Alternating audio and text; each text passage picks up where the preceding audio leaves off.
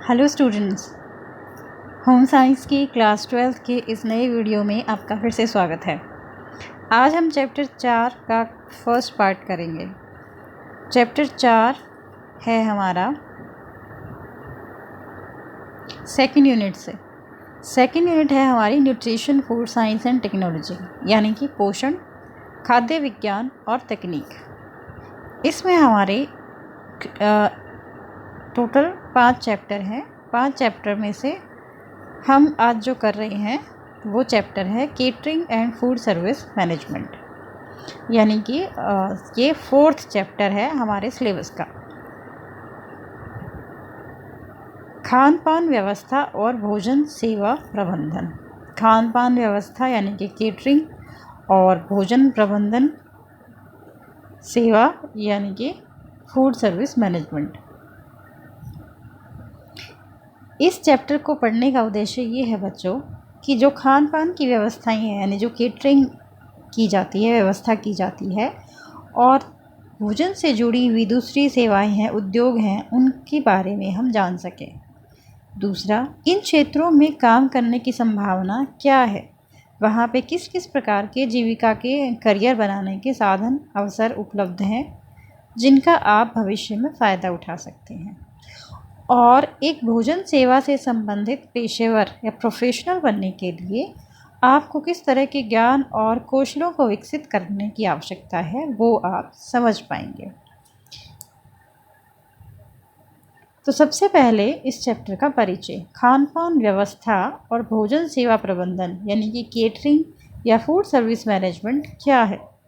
इसका सीधा सीधा अर्थ है बच्चों, आवश्यकता अनुसार भोजन का प्रबंध करना, यानी कि जैसी आवश्यकता आपके सामने प्रेजेंट की जाती है उसके हिसाब से व्यवस्था करके देना। ऐसी सेवाएं हैं ये जो घर का भोजन जब उपलब्ध ना हो तो उस स्थिति में व्यक्ति के भोजन की व्यवस्था कर सकती है। जैसे आपने देखा होगा शादी विवाह में, रैलियों में, पार्टियों में, मीटिंग्स में या किसी भी तरह की ऑर्गेनाइजेशंस में, किसी फंक्शन के ऑर्गेनाइजेशन में आजकल घर पर खाना ना बनाकर बाहर से खाना अरेंज किया जाता है। चाहे वो आप हलवाई बुलाएं या आप किसी बड़े स्तर पर ये कार्य अरेंज करें, लेकिन खाना घर पे नहीं बनाया जाता। कोई न कोई, किसी न किसी व्यक्ति की या एक ग्रुप ऑफ पीपल की हेल्प ली जाती है। इस तरह ये जो लोग आपके खाने में आके मदद करते हैं, इसी मदद करने को हम भोजन सेवा प्रबंधन कहते हैं, यानी कि वो हमारे लिए भोजन की सेवा का प्रबंध कर रहे हैं। सेवा का मतलब यहाँ पे है सर्विस देना। इसका ये इंग्लिश वर्ड है जस्ट, लेकिन ये बताता है कि सेवा का मतलब ये नहीं है कि वो कोई हमें दान कर रहे हैं। इसका अर्थ ये है कि वो हमारे लिए एक सुविधा प्रदान कर रहे हैं। प्राचीन समय में भोजन का प्रबंधन धर्मशाला, मंदिरों इनमें होता था, जहाँ पे लोगों को धर्मार्थ के रूप में ये कार्य किया जाता था। परंतु क्योंकि अब सामाजिक आर्थिक परिदृश्य परिवर्तित हो गया है, तो भोजन सेवा और भोजन प्रबंधन एक उद्योग के रूप में उभर आया है। और आजकल आपने देखा होगा जहाँ भी आप रेस्टोरेंट्स में या कहीं पे जाते हैं, इस तरह की जगह पे, मॉल्स में, स्टोर्स में, खाने पीने की अनगिनत चीज़ें रखी रहती हैं। रेस्टोरेंट्स में ज़बरदस्त भीड़ होती है, और जो थोड़े प्रसिद्ध हो जाते हैं वहाँ तो बहुत ही ज़्यादा भीड़ हो जाती है। तो यानी कि इन सबको देखकर हम ये कह सकते हैं कि आजकल ऐसे भोजन की बहुत अधिक मांग है जो स्वादिष्ट भी हो, साफ़ सुथरा भी हो, स्वास्थ्य पूरक भी हो और बड़े सुंदर तरीके से परोसा जाता हो। और इस तरह सभी स्तर के व्यक्ति, सभी आर्थिक स्तर के व्यक्तियों के लिए सभी तरह के सुविधाएं उपलब्ध हैं। अब विज्ञान और तकनीकी ने इतनी प्रगति करी है कि उसकी वजह से भी भोजन की सुरक्षा और गुणवत्ता में बहुत सुधार हुआ है, और भोजन तैयार करने से लेकर परोसने तक का कार्य तकनीक से जुड़ गया है। जैसे आजकल आपने स्विगी, जोमेटो, इन सब का नाम सुना है। ऑर्डर आप घर बैठे देते हैं और थोड़ी देर में वो खाना आपके पास पहुंच जाता है। इसके लिए आपको कोई विशेष एफर्ट नहीं करने पड़ते, और पैसे भी आप उसकी पेमेंट भी आप ऑनलाइन कर देते हैं, और ये एक ऑटोमेटिकली उनके वहाँ पे रिकॉर्ड भी होता जाता है। आपके पास भी रिकॉर्ड रहता है कि आपने किससे कब क्या खाना बनाया, किसने क्या भेजा, ये सब। तो खान पान व्यवस्था एक कल्याणकारी कार्य नहीं रह गया, अब बहुत बड़ा लाभदायक और एक रचनात्मक व्यवसाय के रूप में स्थापित हो गया है। रचनात्मक लाभदायक क्यों कह रहे हैं हम, ये तो आप समझते ही हैं। रचनात्मक हम इसलिए कह रहे हैं कि जितना रचनात्मक किचन होगा, जितना रचनात्मक रेस्टोरेंट होगा, उतनी ही उसके ग्राहकों की संख्या बढ़ती जाती है। लोग नई नई चीज़ें ट्राई करते जाते हैं। तो ये सब सारी बातें कर लेने के बाद हम कुछ इसमें से कुछ पॉइंट्स को समराइज़ कर सकते हैं। उसको हम कहेंगे खान पान व्यवस्था और भोजन सेवा प्रबंधन का महत्व। ये इतना तो हमारा चैप्टर का नाम ही है, खान पान व्यवस्था और भोजन सेवा प्रबंधन। अब उसका महत्व किन किन शब्दों से जुड़ा है, अभी जितनी चीज़ें हमने डिस्कस करी उसको हम अगर शॉर्ट में बोलें तो शहरीकरण हो गया, वैश्वीकरण हो गया, अंतर्राष्ट्रीय यात्राएं बहुत करते हैं लोग, पर्यटन बहुत करते हैं। इसके अलावा कुकिंग के तरीके, कुकिंग रेसिपीज़ की भरमार है। आप यूट्यूब चैनल खोलेंगे, गूगल करेंगे, अनगिनत असंख्य लोग आपको भिन्न भिन्न प्रकार की पाक कलाएँ सिखाने के लिए वीडियो लेकर खड़े हैं। इतनी अलग अलग तरह के विज्ञापन आते हैं कि उनको देखकर हम खाने की नई नई चीज़ों की ओर आकर्षित होते हैं। तो व्यक्तियों का एक नए भोजन का स्वाद लेने की तरफ रुचि बढ़ती जा रही है। तो इन सभी कारणों से भोजन सेवा प्रबंधन का कार्य बहुत महत्वपूर्ण हो गया है और बहुत ही आकर्षित करने वाला भी हो गया है, लुभावना व्यवसाय है एक। तो इस तरह से भोजन सेवाओं के विकास को प्रभावित करने वाले कारकों को हम 6 प्रमुख कारकों में डिवाइड कर सकते हैं। धार्मिक प्रथाएं। धार्मिक प्रथाएं कौन सी हैं हमारी, यानी कि जो जो हमारे धर्म से जुड़ी हुई होती हैं वो नई नई डिशेस को जन्म देती हैं। जैसे देखिए, अलग अलग धर्मों में लोग अलग अलग तरह की चीज़ों को पसंद करते हैं और उन सब चीज़ों को आजकल आपस में शेयर किया जाता है। तो यानी कि अलग अलग मूल के जो लोग हैं उनकी अलग अलग तरह की जो डिशेस हैं, कुकिंग सिस्टम्स हैं, वो सभी एक दूसरे से काफ़ी अलग हैं और वो लोगों को बहुत आकर्षित करती हैं। लोग नए नए कुजीन्स को ट्राई करना चाहते हैं, इसलिए ये बहुत रुचिपूर्ण हो गया है।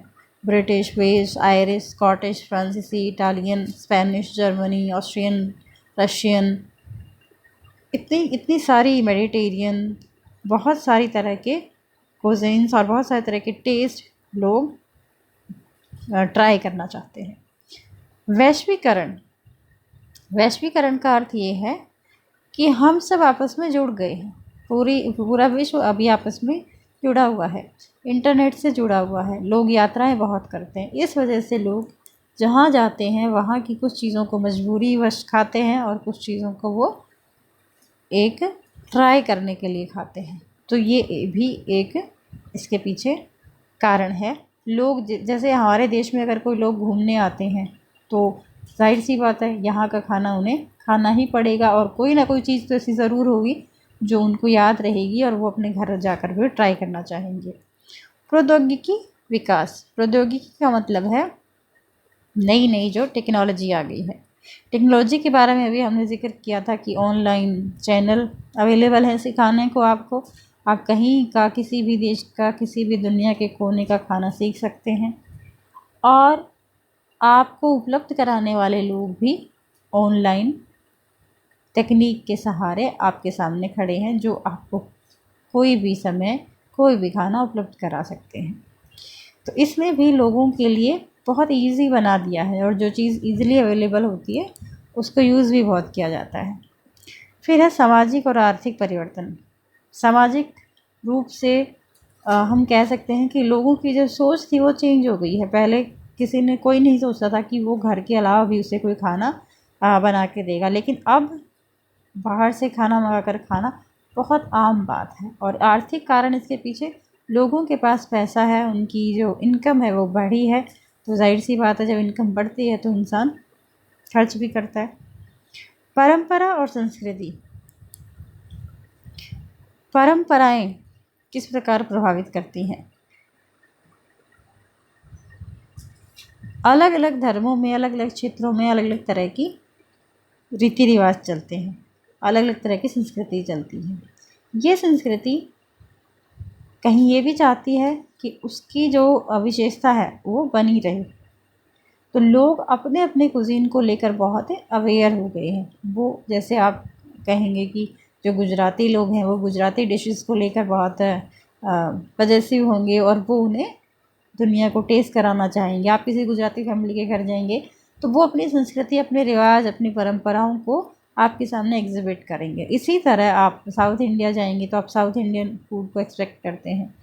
तो ये सारी चीज़ें, वहाँ से कोई यहाँ पे आएगा, नॉर्थ इंडिया आएगा तो उसे नॉर्थ इंडियन खाने को लेकर आकर्षण होगा।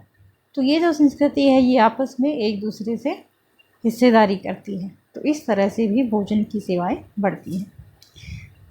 औद्योगिक विकास, उद्योग धंधे बहुत हो गए हैं, ऑफिसेज बहुत हो गए हैं, सब जगह पे घर से बना हुआ खाना कई बार उपलब्ध नहीं होता है वहाँ पे काम करने वालों के लिए, या शिफ्ट बेस काम चलता है, या कई बार जो औद्योगिक संस्थान होते हैं वो अपने कर्मचारियों को थोड़ा सस्ता, उनकी जेब के ऊपर जो भारी ना पड़े, इस तरह से खाना उपलब्ध करवाने के लिए अपने यहाँ पे कैंटीन चलाती हैं। तो ये एक नया एवेन्यू स्टार्ट हो जाता है कि कैंटीन चलाने के लिए भी बहुत सारे लोग, प्रबंधक सब चाहिए होगा। तो एक ये भी कारण है भोजन की सेवाओं के विकास के लिए। अब ये जो भोजन की सेवा उपलब्ध कराने वाली सेवाएं हैं, यानी खान पान की व्यवस्था है, इनको केटरिंग सेवाएं या खान पान व्यवस्था कहते हैं। यानी कि भोजन उपलब्ध कराना केटरिंग है। इसके कुछ एग्जाम्पल्स हम इस तरह ले सकते हैं। ऑर्डर के अनुसार भोजन तैयार करके ऑफिस में पहुंचाना भी केटरिंग है, घर में पहुंचाना भी केटरिंग है, घर पे बने भोजन को ग्राहक तक पहुंचाना भी केटरिंग है। अंतर्राष्ट्रीय, राष्ट्रीय और राष्ट्रीय पर्यटकों के लिए खान पान की व्यवस्था करना। सामुदायिक गतिविधियां बहुत होती हैं, जैसे मेले, प्रदर्शनी, फूल फल की सब्जी इत्यादि। वहाँ पे जो लोग आते हैं उनको भोजन, अल्पाहार यानी कि स्नैक्स वगैरह या फिर पेय पदार्थों की व्यवस्था भी करनी पड़ती है। तो वहाँ पे भी करने के लिए इंसान चाहिए होंगे, प्लानिंग चाहिए होगी, मटेरियल चाहिए होगा। रैलियों में, मीटिंग्स के लिए, हॉस्टल्स में जो बच्चे रहते हैं उनके लिए, हॉस्पिटल्स के लिए, और जहाँ पे बच्चे ये वर्किंग वुमेंस हॉस्टल होते हैं, या जो भी है कि वर्किंग पीपल के जो हॉस्टल्स होते हैं, छात्रावास, उन सब के लिए भी भोजन का प्रबंध करना पड़ता है। तो ये सभी भी सब तरह के जो सिस्टम है ये केटरिंग सेवाओं में आते हैं। अब इससे जुड़ी हुई कुछ मूलभूत संकल्पनाएं हैं, यानी कि टर्मिनोलॉजीज हैं जो हम इस चैप्टर में कर रहे हैं। भोजन सेवा उद्योग, इसका मतलब है वो उद्योग जो लाभांश कमाने के लिए भोजन का व्यापार करते हैं। यानी कि वो कंपनियां, वो इंडस्ट्री जो ये चाहती हैं कि उस भोजन को बेचकर उनको कुछ लाभ हो, तो वो ऐसी इस तरह इसलिए वो भोजन तैयार करके डिमांड करने वाले तक पहुंचाती हैं। ये बहुत महंगे भी हो सकते हैं और सस्ते भी हो सकते हैं। होटल हैं, रेस्टोरेंट्स हैं, फास्ट फूड की शॉप्स हैं, कहीं पे भी कैंटीन्स हैं, कैफेटेरियाज़ हैं, ये सभी भोजन सेवा उद्योग कहलाते हैं। और इन सब का प्रबंधन वैज्ञानिक ढंग से, कलात्मक ढंग से और संतोषजनक कार्य करना फूड सर्विस मैनेजमेंट या भोजन सेवा प्रबंधन कहलाता है। यानी कि ऊपर जो हमने डिस्कस किया, उस आवश्यकता को पूरा करने के लिए जो इंतज़ाम करता है, जो प्रबंध किया जाता है, उसको हम भोजन सेवा प्रबंधन कहते हैं। ये संतोषजनक भी होना चाहिए, कलात्मक भी होना चाहिए, वैज्ञानिक ढंग से भी होना चाहिए, और सब जिसकी जो डिमांड है उसकी पूर्ति करने वाला होना चाहिए। और जो व्यक्ति ये प्रबंधन करने का जिम्मा उठाता है उसको हम फूड सर्विस मैनेजर कहते हैं। यानी जो उस भोजन सेवा इकाई या संगठन का प्रबंध करता है वो प्रबंधक कहलाता है। अब एक वर्ड है इसमें, मेन्यू या व्यंजन सूची। व्यंजन यानी कि डिशेस, सूची यानी कि उनकी लिस्ट है जो लिखी हुई है। यानी कि मेन्यू एक ऐसी सूची है जिसके अंदर कौन कौन सी डिशेस उस सेवा संस्थान में, भोजन सेवा उद्योग में प्रोवाइड की जाती हैं, दी जाती हैं, उसकी लिस्ट होती है। अब ये इतना इम्पोर्टेंट क्यों है? ये इसलिए इम्पोर्टेंट है क्योंकि मेन्यू से ही किस सामग्री को मंगवाना पड़ेगा, कौन कौन से उपकरणों की आवश्यकता पड़ेगी, कितने कर्मचारियों की आवश्यकता पड़ेगी और किस तरह की निपुणता या कौशल उन कर्मचारियों में होना चाहिए, ये सभी मेन्यू से ही डिसाइड होता है। अगर मेन्यू में ही 4 आइटम है तो कुछ उपकरण, कुछ व्यक्ति और कुछ निपुणता से काम चलेगा, लेकिन मेन्यू अगर बहुत एलेबोरेट है तो पूरा प्रबंधन भी बहुत एलेबोरेट करना पड़ेगा। अब है खान पान व्यवस्थाओं में कौन कौन सी प्रकार की सेवाएं होती हैं। खान पान व्यवस्थाएं में सेवाओं के 2 प्रकार हैं, यानी केटरिंग सेवाएं 2 प्रकार की होती हैं। बच्चों, ये जो शब्द है इसमें कंफ्यूज नहीं होना। खान पान व्यवस्थाओं में सेवाओं के प्रकार, इसका मतलब है केटरिंग सेवाओं के प्रकार क्या होते हैं। केटरिंग यानी कि 2 प्रकार की होती है, एक तो वेलफेयर ओरिएंटेड और दूसरी कमर्शियल पर्पज से। वेलफेयर ओरिएंटेड जैसा नाम से पता चल रहा है, कल्याणकारी या गैर व्यावसायिक जिसका पर्पज़ होता है, यानी कि यहाँ पे लाभांश कमाना मुख्य उद्देश्य नहीं है, उसका मुख्य उद्देश्य है सामाजिक कल्याण और परोपकार। वहाँ जो भी संबंधित लोग हैं उनको भरपेट भोजन कराना। जैसे कई बार सरकारी ऑफिसेज में कैंटीन होती हैं, वो इसलिए होती है कि वहाँ जो लोग काम कर रहे हैं वो अच्छा खाना खा सके कम कीमत पर, सभी का पेट भर सके। जैसे आर्मी में कैंटीन होती है तो वो आर्मी के लोगों की भलाई के लिए होती है, वहाँ लाभांश नहीं कमाना होता। इसी तरह हॉस्पिटल्स में, स्कूलों में मिड डे मील जो स्कीम चलती है वो इसी सब के उदाहरण हैं। और कमर्शियल पर्पज़ का अर्थ है कि वो खुले ही इसलिए है कि उन्हें लाभ कमाना है, वो एक उद्योग है, वो एक बिजनेस है। तो देश के लिए इन सेवाओं का ज़्यादा महत्व है। क्यों महत्व है? क्योंकि वहाँ पे बहुत सारे लोग आते हैं, खाने को खाते हैं, उन सेवाओं को लेते हैं, जिससे आय अर्जित होती है। और कई बार जो अंतर्राष्ट्रीय पर्यटक आते हैं उनको ये सेवाएं प्रदान की जाती हैं, तो हमें अंतर्राष्ट्रीय मुद्रा अर्जित करता है देश, और इस तरह से देश की इकोनॉमी में ये हेल्प करती है। ये 2 पिक्स हैं जो आपको ये एग्ज़ाम जो हमने अभी बात करी उसको क्लियर करती हैं। एक कैंटीन है जिसमें बच्चे खाना खा रहे हैं, और दूसरा एक रेस्टोरेंट का पिक है जो व्यावसायिक खान पान व्यवस्था का एग्जाम्पल है। अब हमारी जो NCERT की बुक है आपकी 12th क्लास की, उसमें कल्याणकारी भोजन प्रबंध और व्यावसायिक भोजन प्रबंध, इन प्रतिष्ठानों की बहुत बड़ी सी एक लिस्ट दी हुई है। ये आपके सामने जो पिक है ये 2 पार्ट हैं। सेकंड वाली पिक में भी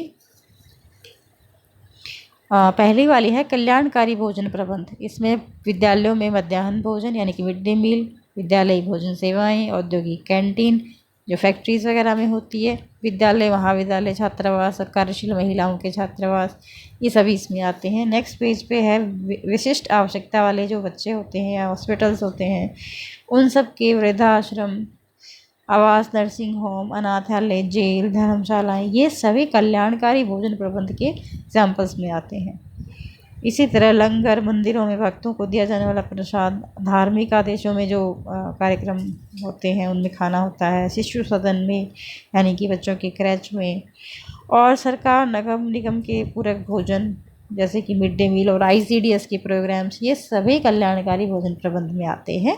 जबकि जितने ये होटल हैं 3 स्टार से लेकर 7 स्टार तक, ये सभी व्यावसायिक भोजन प्रबंधन में आते हैं। रेस्टोरेंट, ढाबे, कैफ़े, सभी जितने बड़े रेस्टोरेंट्स हैं, होटल्स हैं, स्पा हैं, ये सभी गेस्ट हाउसेस हैं, वेकेशन शिविर जो लगते हैं, निजी होटल हैं, फास्ट फूड सेवाएं हैं, पैक्ड भोजन जो देते हैं fast food restaurants, snack bars होते हैं, कॉफ़ी की शॉप्स होती हैं, आइसक्रीम पार्लर्स होते हैं, पिज़्ज़ा पार्लर होते हैं, सिनेमा हॉल हैं, ये सभी या बार हैं, या एयरप्लेन में जो भोजन प्रबंध होता है, वायुयान में, रेलगाड़ियों में बुफे होता है, ये सभी व्यावसायिक भोजन प्रबंध में आते हैं। इसके अलावा किसी भी तरह के फंक्शन के लिए जो भोजन का प्रबंध किया जाता है वो व्यावसायिक भोजन प्रबंध में आता है।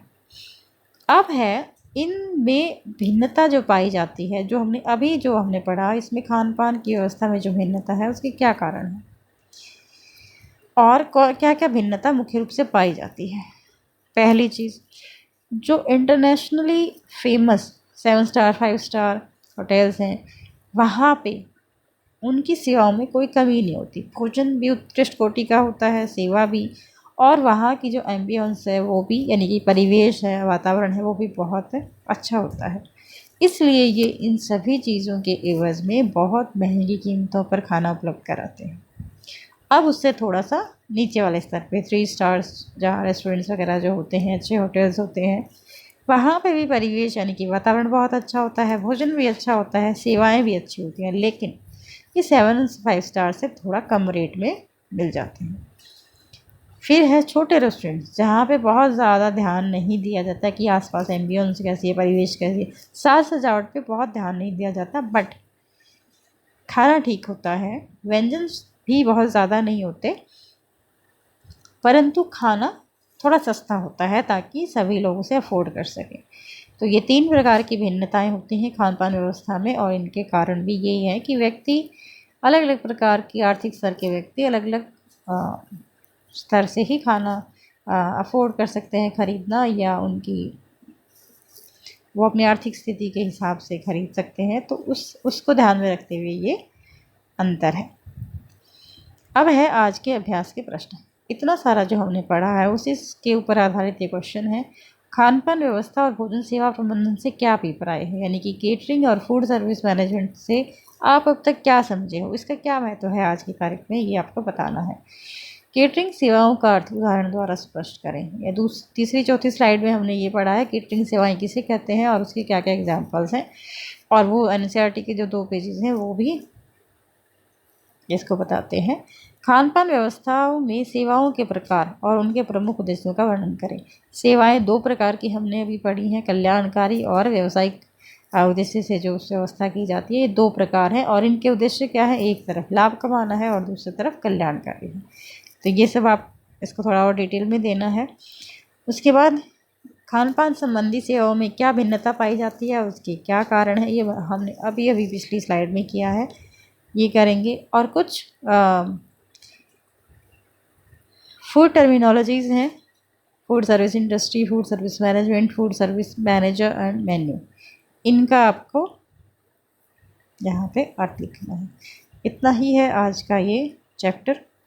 ये पार्ट 1 था। इसके बाद हम पार्ट 2 पढ़ेंगे बच्चों, जिसमें हम ये बाकी सारे जो पॉइंट्स लिखे हैं मैंने, भोजन सेवा प्रणालियों के प्रकार, व्यंजन सूची कैसी बनाई जाए, इसमें प्रबंधन, भोजन सेवा में प्रबंधन करियर के लिए क्या तैयारी की जाए, इसका क्या कार्य क्षेत्र रहेगा, किस तरह के अवसर हो सकते हैं, ये सब हम नेक्स्ट पार्ट में पढ़ेंगे।